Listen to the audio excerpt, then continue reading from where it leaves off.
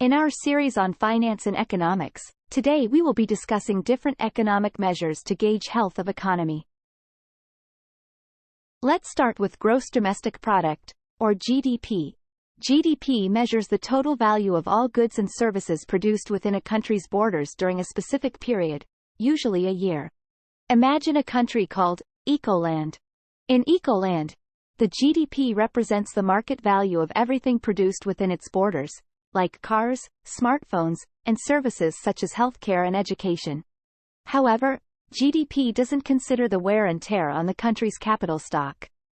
To account for this, we use net domestic product, or NDP.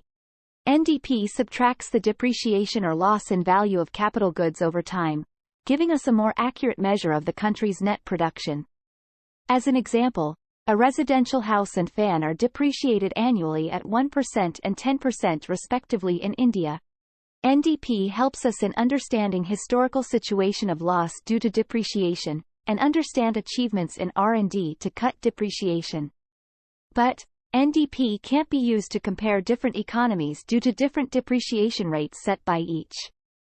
Now, let's take a broader perspective and introduce Gross National Product, or GNP.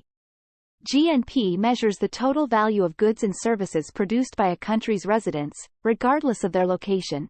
For example, if a citizen of Ecoland earns income from investments or work in another country, that income would be included in Ecoland's GNP. GNP considers both domestic production and income generated by the country's residents overseas. To understand better, income from abroad is classified in three categories. 1.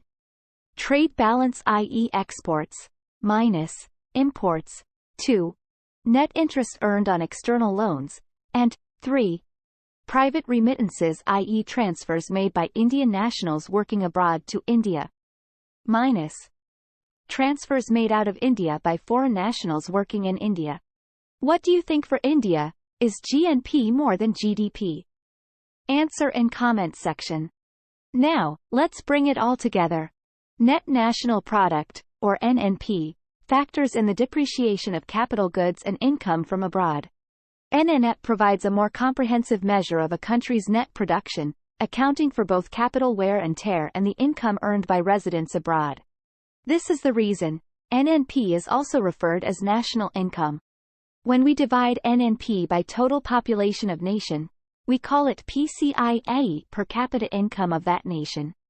By analyzing GDP, NDP, GNP, and NNP, economists and policymakers can assess the overall economic performance, growth, and standard of living in a country. Thanks for watching. Please don't forget to like and subscribe to our channel.